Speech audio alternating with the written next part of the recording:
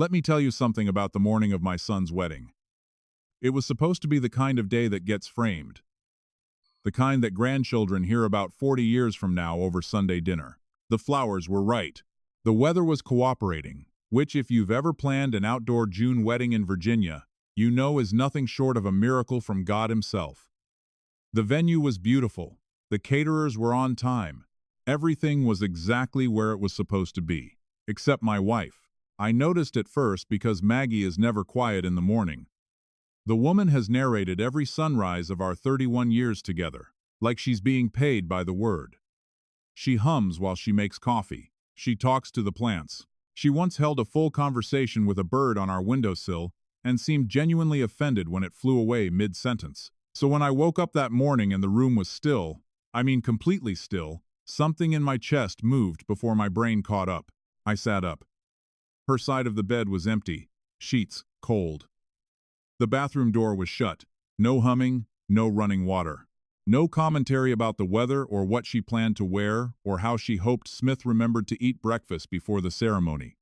Just silence. I swung my legs off the bed and walked to the bathroom door.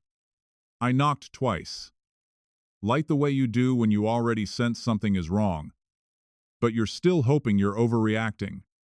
Nothing. I opened the door, and what I saw, I want you to stay with me here because what I saw in that moment is the kind of thing that rearranges something permanent inside a man. Maggie was standing in front of the mirror, both hands gripping the edge of the sink. Her knuckles were white. She was still in her robe, and her hair, her beautiful silver hair that she had spent the last 2 years carefully growing out, was gone. Not trimmed, not styled differently, gone. Chunks of it were sitting in the sink like scattered feathers after a storm. What was left on her head was uneven, jagged, like someone had used scissors the way a child uses scissors. Rushed, careless, almost aggressive. She wasn't crying. That's the part that gutted me. Maggie wasn't crying. She was just staring at herself like she was trying to recognize the woman in the mirror and coming up short. I said, and I want you to notice I said it very quietly. I said, Maggie, what happened? She didn't turn around. She just looked at my reflection in the mirror and said, it was Brianna. John, now, I need you to understand something about me before we go any further. I am not a man who yells. Never have been. My father used to say that a man who raises his voice has already lost the argument. I've carried that my whole life. 31 years of marriage, 17 years as a litigation attorney, and I have never once needed to raise my voice to make a point land. But in that moment, standing in that bathroom doorway, something very old and very quiet woke up inside me. I said, she did this. Maggie nodded slowly. Then she said, she filmed it. John, she was laughing. She called it a prank. I remember that specifically. I gripped the doorframe because my hands needed something to do that wasn't what they wanted to do. I said, where is she now? Maggie finally turned and looked at me. Really looked at me, and she said, John, not today. Please. Smith cannot know about this today. And there it was. Even standing in that bathroom looking like she'd been ambushed in her own home. Which she had. My wife's first instinct was to protect our son's wedding day, 31 years, and she still finds ways to humble me. I left the bathroom, walked downstairs, and found Brianna in the kitchen. She was eating a yogurt parfait casually, the way someone eats breakfast when they have not committed a single crime against another human being that morning. She looked up when I walked in and gave me a smile so wide it had square corners. She said, good morning, John. Big day, right? I looked at her for a long moment. Then I said, it is. I poured myself a cup of coffee. She started talking about the centerpieces. I nodded at the appropriate intervals. I said, twice, and the entire time I was studying her the way you study opposing counsel before a deposition, looking for the seams. Because here is what 17 years in a courtroom teaches you. Guilty people don't act nervous until they realize someone knows. Until that moment, they perform normal. And Brianna was performing hard that morning. She said, is Maggie up? We need to leave for the venue by 11. I said, She's getting ready. She said, "Oh, good. I hope she loves the updo I helped her plan."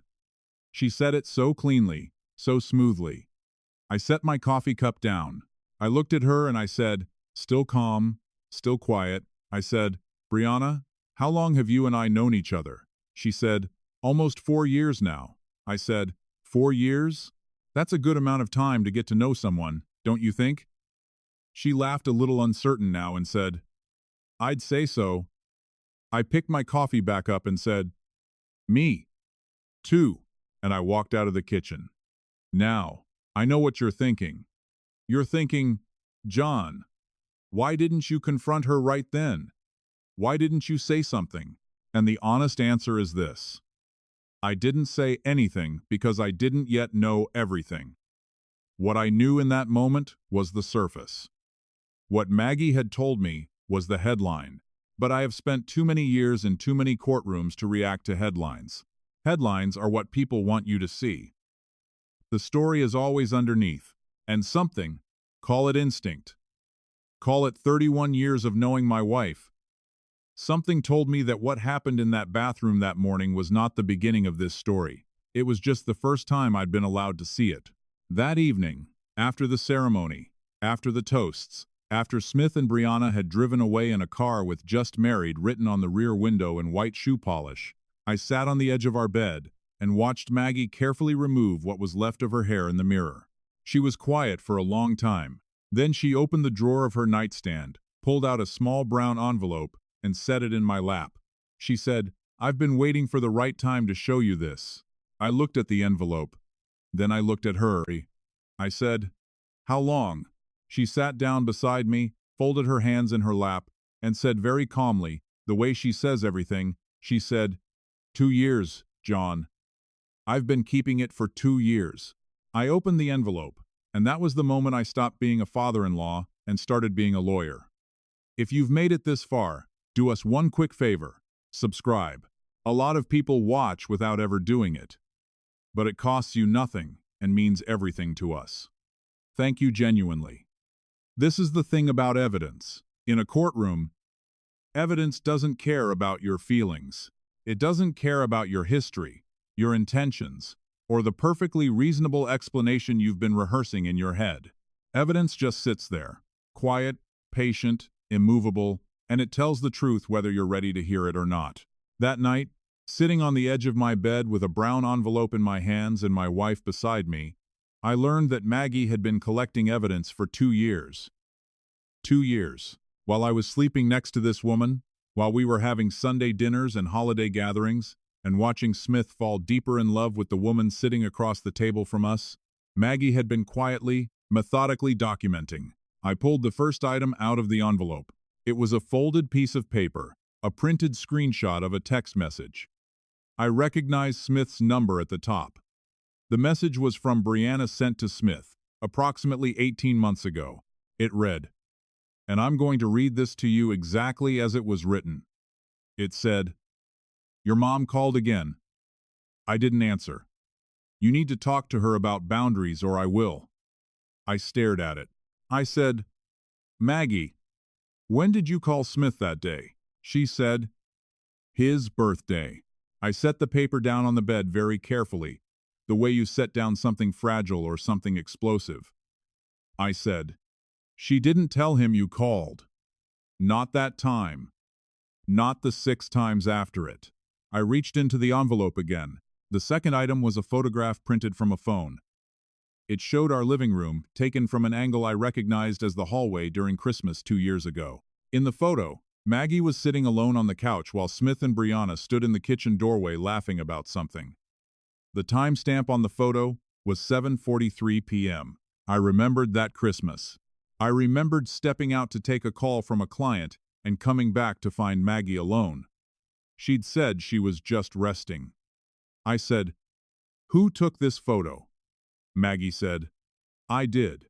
I set my phone on the bookshelf and I took it myself." I said, "Maggie, why didn't you tell me?" And here is what she said.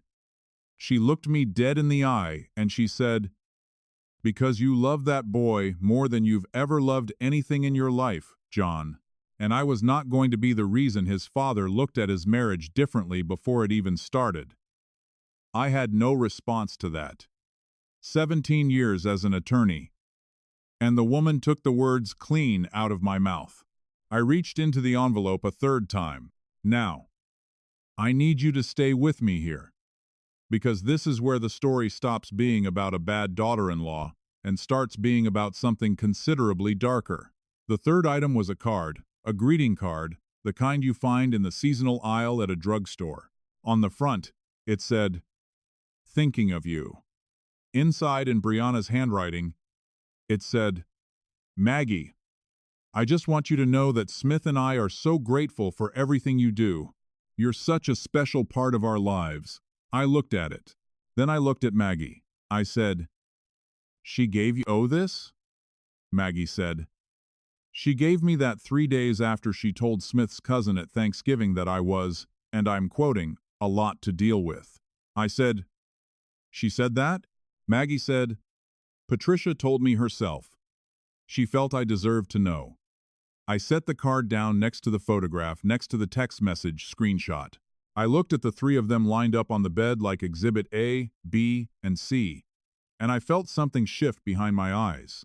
Because here is what a lawyer sees when he looks at that combination. He doesn't see a difficult daughter-in-law, he sees a pattern.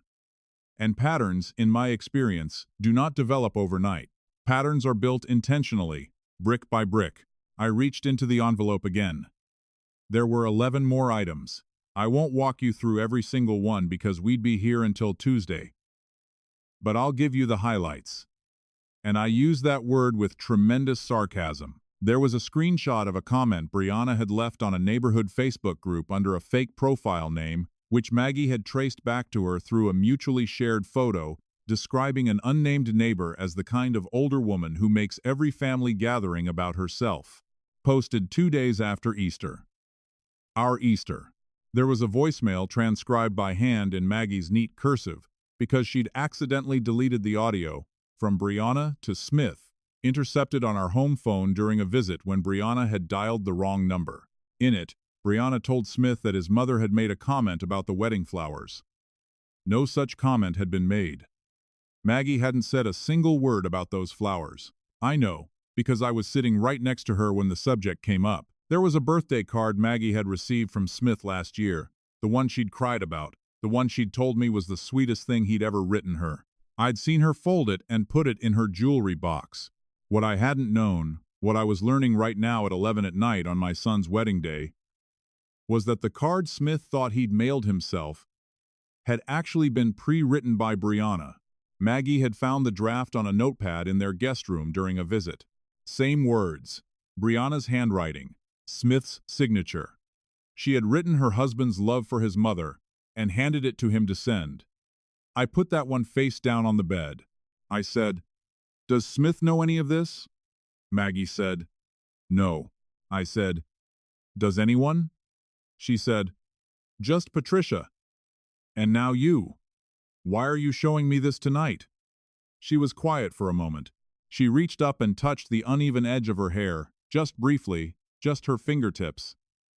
And then she put her hand back in her lap. She said, "Because this morning was the first time she did something she couldn't hide. Everything else she did in corners. John. In whispers.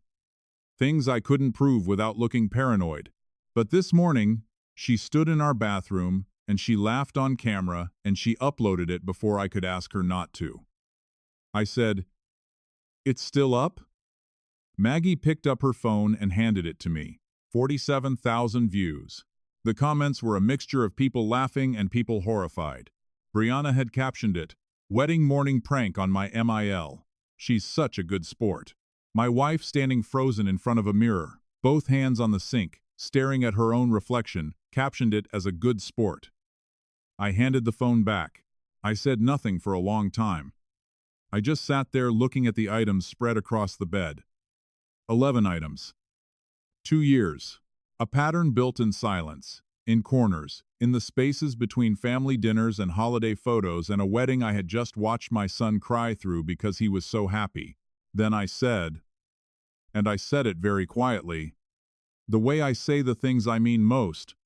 I said, "She made a mistake this morning, Maggie." Maggie looked at me. I said, "Everything else she did, carefully. She was smart about it. But this morning she got comfortable. And comfortable people get careless." Maggie said, "John, I don't want a war." I said, "I know you don't." She said, "I mean it. Smith loves her." I said, "I know he does." She said, "Then what are you going to do?" I picked up the envelope. I stacked every item back inside it carefully, neatly in order. I folded the top down. I held it in both hands for a moment. Then I said, "I'm going to do what I should have done 2 years ago if you'd shown me this 2 years ago." She said, "Which is?" I said, "Make sure the right people see exactly who she is. Not with anger, not with accusations, just evidence." Then she said very quietly, "She's going to say I drove her to it. She's going to make herself the victim." I stood up. I put the envelope in my briefcase. I closed the latch. I said, "Let her. Victims don't upload 47,000 view videos of the crimes they've committed." I didn't sleep that night. I sat in my study until 4 in the morning with a yellow legal pad, and I wrote down every item in that envelope in chronological order. I wrote the dates, the context, the witnesses. I wrote what was provable and what was circumstantial. I separated what I'd seen with my own eyes from what Maggie had told me. When I was done, I had 2.5 pages. 2.5 pages of a woman carefully, strategically dismantling my wife's place in her own son's life and doing it with a smile so wide it had square corners. I looked at those 2.5 pages and I thought about Smith. My son, who cried at his own wedding because he was so happy. My son, who had no idea that the birthday card that made him feel like a good son had been written by someone else. My son, who thought his mother never called on his birthday. And I made a decision not out of anger, out of love. The most deliberate, patient, clear-eyed love I have ever practiced in my life. If you've been listening for a while and want stories like this to keep coming, it really helps if you hit that like button and subscribe. 97% of people never do, but it's what keeps this whole thing running. So, thank you for real. Let me tell you something about patience. Most people think patience is passive. They think it means waiting, folding your hands, biting your tongue, swallowing the thing that's burning in your chest, and calling that restraint. That is not patience. Real patience is a scalpel. It's knowing exactly where to cut and having the discipline to wait until the moment is precise enough to matter. I learned that in my first year of practicing law. I have never once forgotten it, and on the morning after my son's wedding, I woke up at 6 a.m., put on a pot of coffee, and picked up my scalpel. The first call I made was to Patricia. Now Patricia is Smith's cousin on Maggie's side. She's a quiet woman, mid-40s, works in hospital administration, and she has the kind of memory that makes her either your greatest ally or your worst nightmare, depending on which side of her you're standing on. I'd always liked Patricia. I called her at 6:15. She picked up on the second ring, which told me she'd been expecting this call for longer than I had. I said, "Patricia, it's John." I said, "How many people in the family have seen it?" She was quiet for exactly 3 seconds. Then she said, "John, everyone has seen it." I said, "Good. I need you to make sure it stays visible. Don't share it yourself. Just don't let it disappear quietly. Can you do that?" Another pause. Then she said, "Consider it done." I said, "Thank you, Patricia." She said, "John, how is Maggie?" I looked across the kitchen at my wife, who was sitting at the table in her robe, both hands wrapped around a coffee mug, staring out the window at the garden she'd planted the year Smith started high school. I said, "She's Maggie. She's the strongest person I've ever known, and she'll never admit it." Patricia said softly, "Tell her I love her." I said, "I will." I hung up and made my second call. The second call was to Douglas Mercer. Now Doug is my oldest friend, 38 years.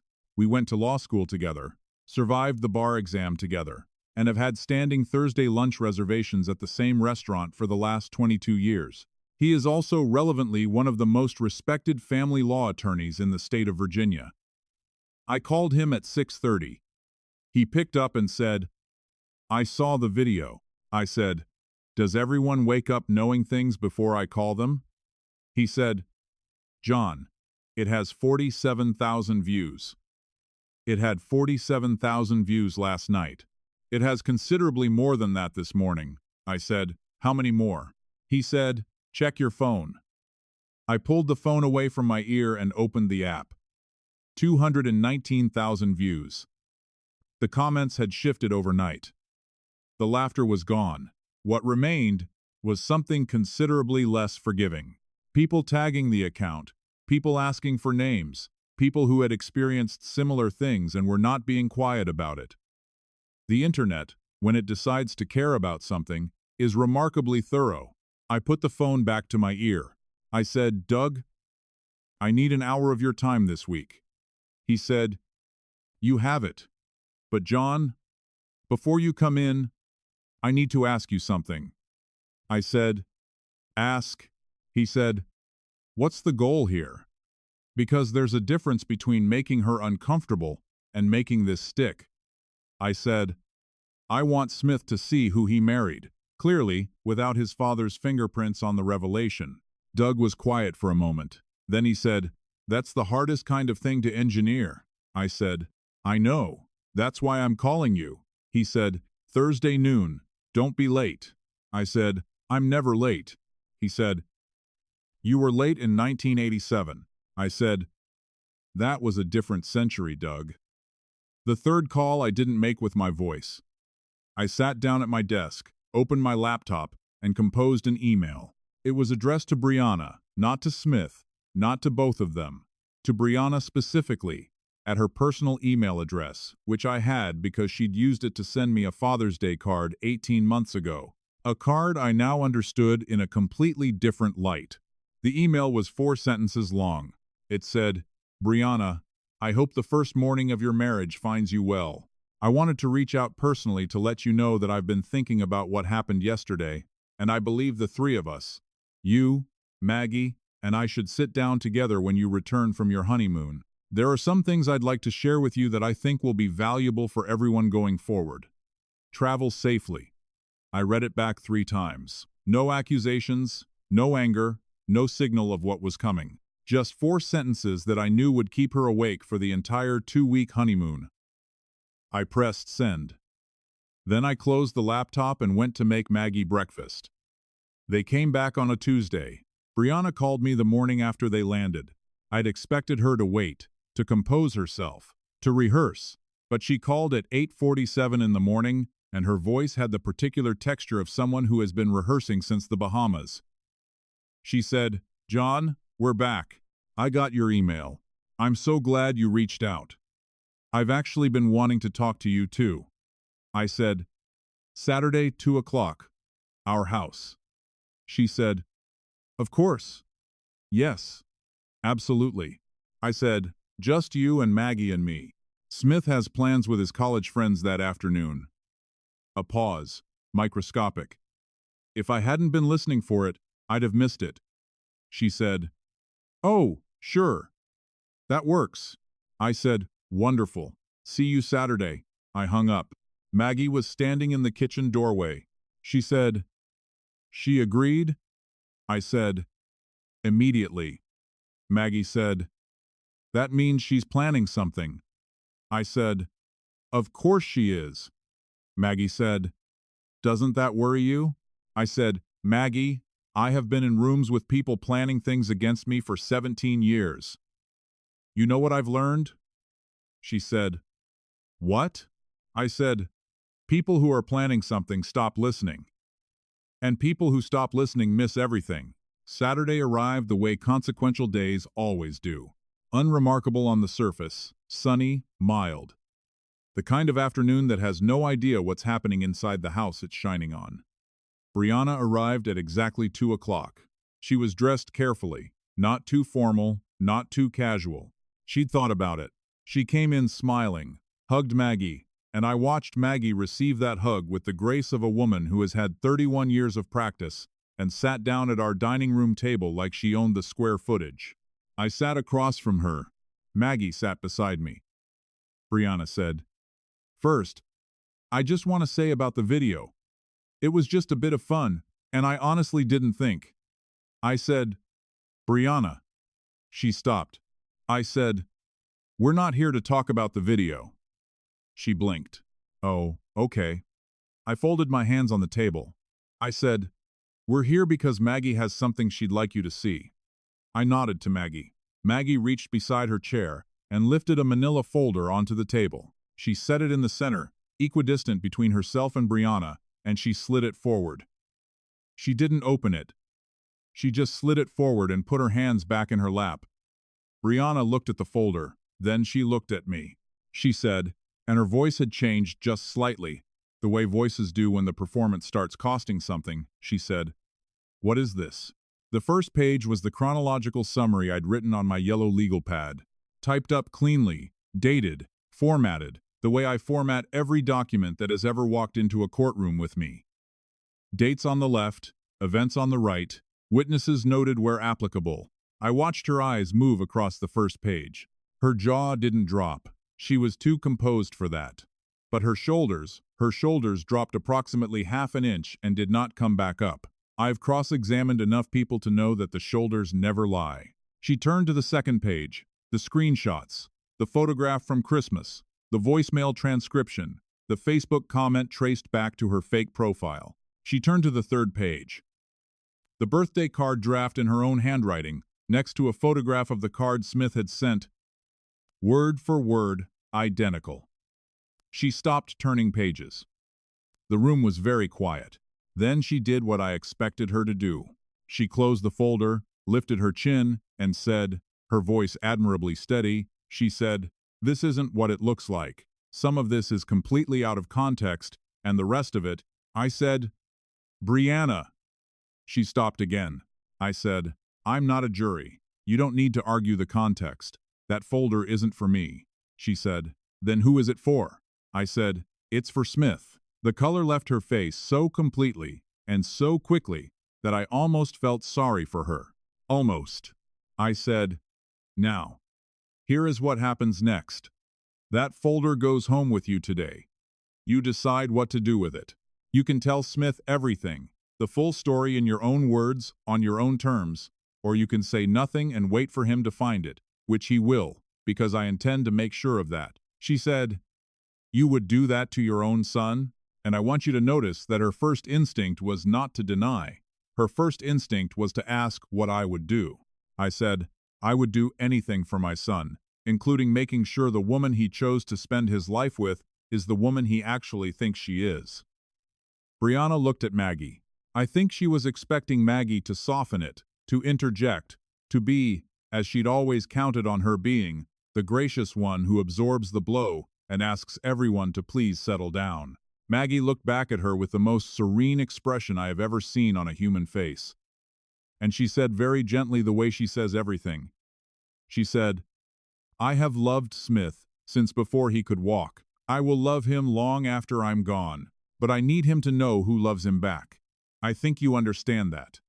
Brianna's mouth opened. Nothing came out. She picked up the folder. She stood up.